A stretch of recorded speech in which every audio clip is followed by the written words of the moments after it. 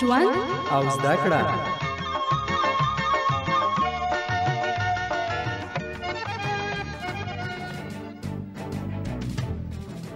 د آبادۍ غږ. درنو اوریدونکو سلامونه او نیکی هیلې مې ومنئ. هغه نجونې چې په کم عمر کې واده کیږي له کومو ستونزو سره مخامخ کیږي. زه مې استعباد بالغه شوم، د میړه په کال ورسېدم. ولې یو شمېر کورنۍ خپلې لوڼې په کم عمر کې ودوي؟ له دغو ستونزو څخه د مخنیوي لارې چارې کومې دي او اسلام د کم عمر نجونو د ودونو په اړه څه حکم لري؟ د آبادۍ غږ د نن ورځې په خپرونه کې همدا پوښتنې ځوابیږي.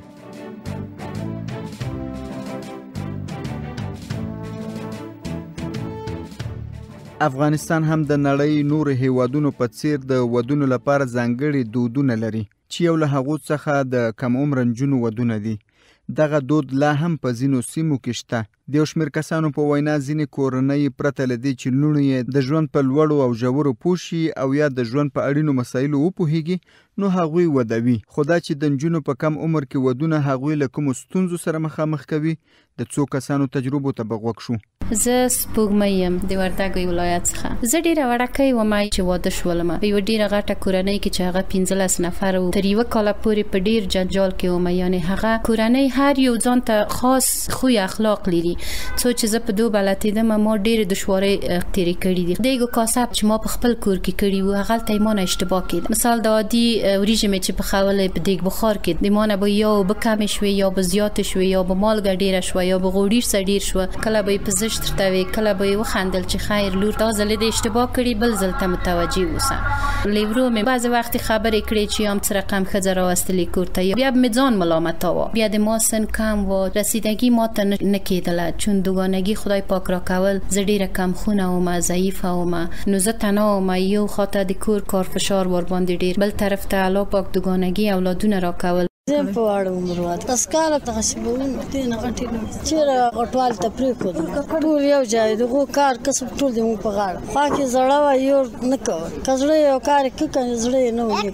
چې قطغ بوران سره ډوړی بوران اسو یو کار به بل رانه خطا سي هغه خبره وي خپل واغه جام ظلم د کور زندګي دي زه ته شیطانی وکړه هغه بزو خپل زه مې استعباد بالغ شوم د میړه په کال ورسېدم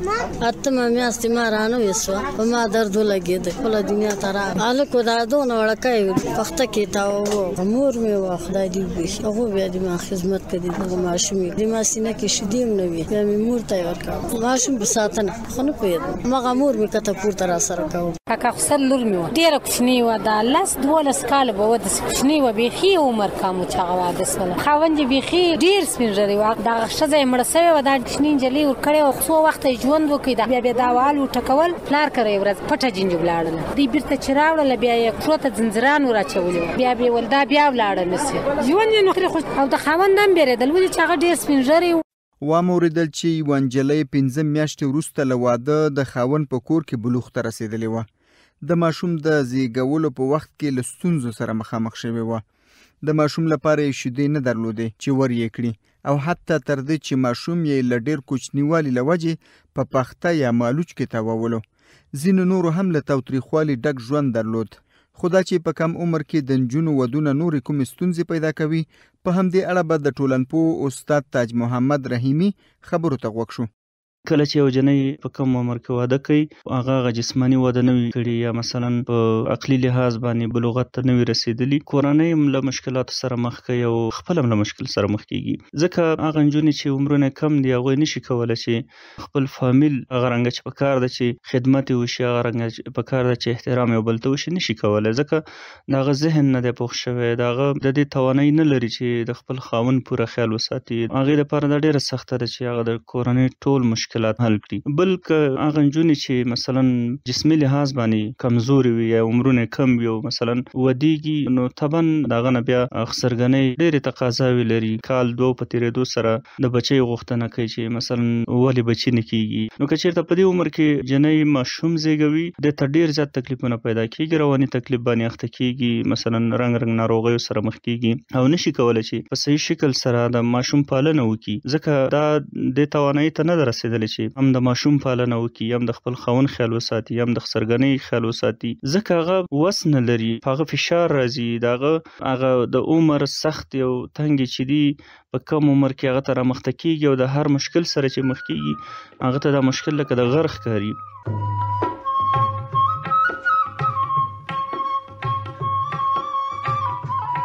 ټولنپوه هم د خلکو خبرې تاییدوي او زیاتوي که نجلۍ جسمي او عقلي بلوغ ته نه وي رسېدلې نو خپله دا او کورنۍ له ګڼو ستونزو سره مخامخ کیږي. له مقابل لوري یعنی خاوند او خسرخیلو سره یې په چلن کې ستونزه پیدا کوي، د ژوند مسؤلیتونو او د ماشوم پالنه نشي کولی او حتی تر دې چې روحي او رواني ستونزې ورته پیدا کیږي. خو پوښتنه دا ده چې ولې یو شمېر کورنۍ خپلې لوڼې په کم عمر کې ودوي. په همدې اړه به د څو کسانو خبرې واورو. نوم یې ساحل د لغمان ولایت. که موږ وګورو زیاتره خلک د زده کړو څخه لرې پاتې شوي دي. که چېرې دوی تعلیم کړی وی نو د علم په ارزښت پوه شوی نو دوی په ځای چې خپلې لوڼې په کم عمر کې واده کوي دوی په ځای په هغوی باندې تعلیم کول. دوی له دې ناخبره دي او په دې نه پوهېږي چې په راتلونکي کې به دوی لوڼې له کومو ستونزو سره مخامخ شي. دا د اطرافو د خلکو د کلیوالو خلکو دا رواج دی، دغه دوست او دستور دی. هغه بیا دا نه ګوري چې د زما لور کوچنۍ ده زه یې ولې یو سپین ږیري ته ورکوم، لکه د هغې ژوند او زندګي ته آینجې ته فکر نه کوي چې دا خو به د دې آینده څنګه راځي، دا زموږ لور بې عقله ده، نادانه ده، موږ یې دې کور ته ورکړو. کورنۍ والا هم دغه فکر نه کوي چې دا نجلۍ خو کوچنۍ ده، د خوښ خو سر په قدر د سړي په قدر نه پوهېږي. د کم عمر نجونو د ودونو د زیانونو په اړه نه پوهېدل، اقتصادي ستونزې او ځینې نور هغه لاملونه وو چې خلکو یادونه وکړه. په همدې اړه ټولنپوه استاد اورنګزیب هم ځینې نور معلومات راکوي. کم عمر کې واده کول په ټوله کې دوه ستر لاملونه لري. لومړی لامل چې د فرهنګي دی، دوهم اقتصادي دی. خو له ټولنیز اړخه فرهنګي اړخ بیا بارز دی. لومړی فرهنګي اړخ لري. متل دی وایي چې جنې غټې شي نو باید واده شي. نو دغه فرهنګ ته په کتو دغه فرهنګي اړخ چې دی اقتصادي بود پکې پروت دی، ځکه دلته په افغانستان کې ودونه د ډېر لوی اقتصادي بوج په پورته کولو سره ترسره کیږي. په ټولنیز لحاظ باندې دلته داسې ټولنیز فرهنګونه حاکم دي چې ټولنه دې ته مجبوروي چې ودونه باید په کم عمر کې ترسره شي. د مثال په توګه جګ ورور دی، ولورونه جګ دي، کله چې پلار خپل زوی ته واده کوي نو د جګ ولور له کبره د هم خپل هغه کوچنۍ لور چې لا هغه کم قانوني سنې ده، کم شرعي عمر ده، هغه ته نه رسیدلې واده کی. په دې خاطر چې د خپل انګور دراوستو لپاره دغه یو اقدام وکړي او د واده کې یا بدل کې ورکي او یا په ولور واخلي او د خپل زوی ولور په اخلاص کی.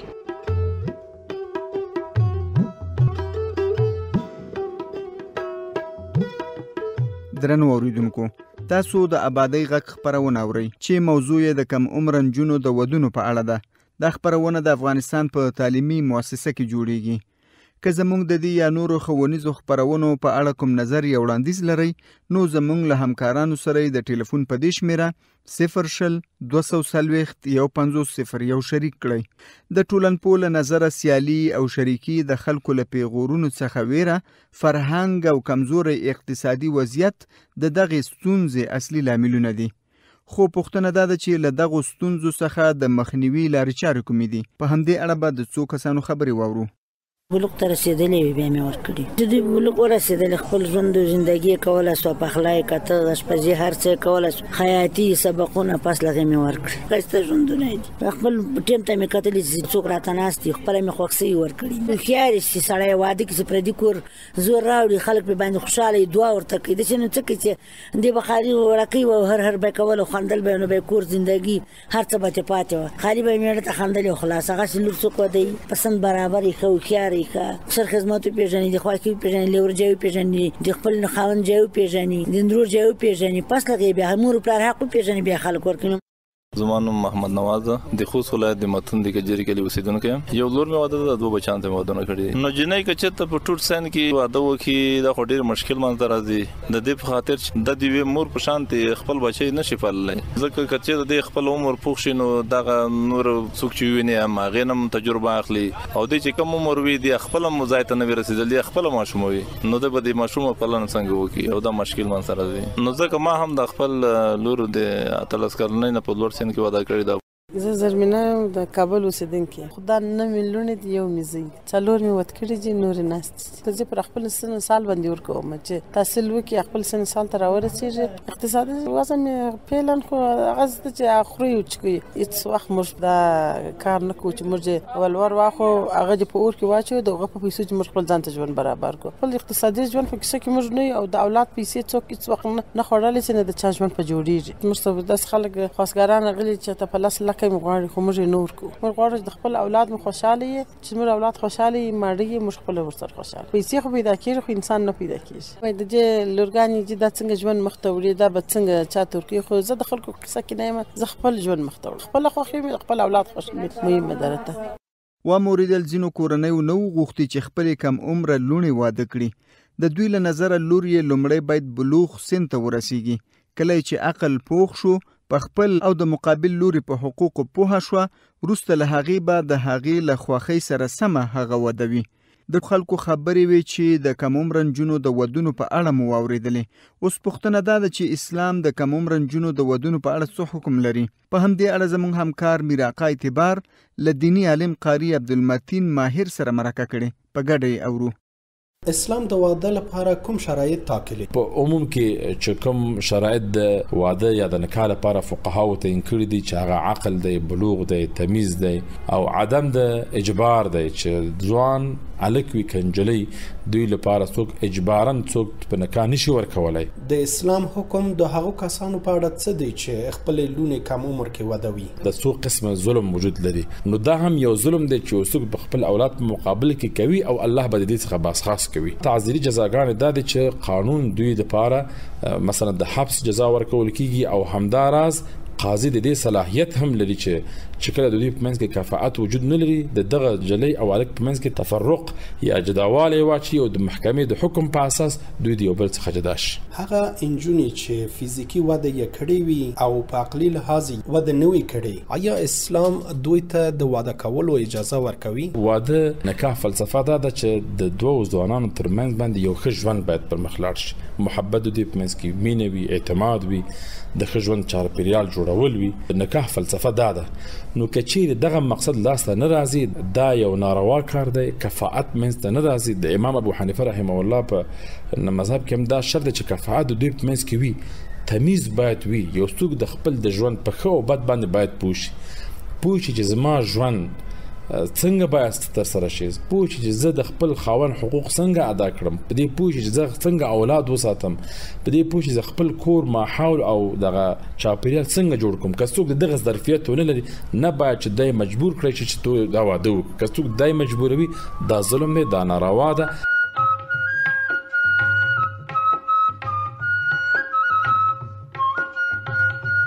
و موریدل هغه نجونې چې په کم عمر کې واده شوي وي له ګڼو ستونزو سره مخامخ شوي وي ځینو یې په زیږون او د ماشوم په پالنه کې ستونزې درلودې د یو شمېر نورو ګډ ژوند له تاوتریخوالي سره مخ وو د خلکو له خبرو او پیغورونو څخه ویره کمزوری اقتصاد ټولنیزې ستونزې له ښې کورنۍ د رویبار راتلل چانس ګڼل او ځینې نور هغه لاملونه وو چې ټولنپوه او خلکو یې یادونه وکړه خو ځینې داسې کورنۍ هم وي چې خپلې لوڼې د کمزوري اقتصاد له امله نه وي قرباني کړې د خلکو په خبرو پسې نه وو ګرځېدلي پرې ایښې وې چې لوڼې جسمي او عقلي بلوغ ته ورسیږي او د ژوند په مسؤلیتونو پوهې شي خپل او د مقابل لوري حقوق وپیژني او بیا یې واده کړې وي ګټه یې دا وه چې لوڼې یې په خپل ګډ ژوند کې خوشحاله وي